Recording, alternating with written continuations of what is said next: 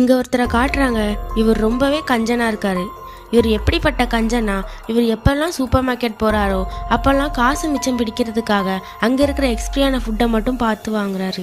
இப்படியே எல்லா விஷயத்திலயும் கஞ்சம் பிடிச்சி இவரோட டெய்லி எக்ஸ்பென்ஸ் $6 மேல வராம பாத்துக்கிறாரு. இப்படி 30 வருஷம் கஷ்டப்பட்டு $2 மில்லியன் சேர்த்துறாரு.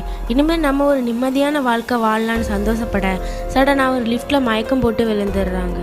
இவரை செக் பண்ண டாக்டரும் உங்களுக்கு பிரெயின் டியூமர் இருக்கிறதா சொல்றாங்க.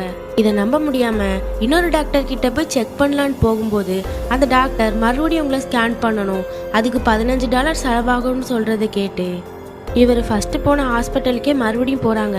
இவரோட பிரெயினை செக் பண்ண அந்த டாக்டரும் நீங்க இன்னும் 10 நாள் தான் உயிரோடு இருப்பீங்கன்னு சொல்ல இதை கேட்டு வெக்ஸான இவரு அடுத்த நாளே அவரோட அக்கௌண்ட்ல இருக்க எல்லா பணத்தையும் வித்ட்ரா பண்ணிட்டு 5 ஸ்டார் ஹோட்டல் லக்ஸரி கார்னு நல்லாவே என்ஜாய் பண்றாரு.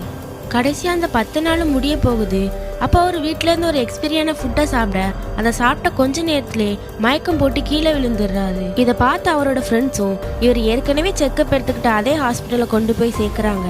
அப்போ அங்க வந்த டாக்டர் மிஷின்ல ஏற்பட்ட கோளாறால உங்களுக்கு பிரெயின் டியூமர்னு தப்பா சொல்லிட்டோம், நீங்க எக்ஸ்பீரியான ஃபுட்டை அதிகமா சாப்பிட்டனால தான் இப்படி மயக்கம் வந்திருக்குன்னு சொல்ல இதை கேட்ட அந்த மனுஷன் செம்மையா கடுப்பாயிடுறாரு.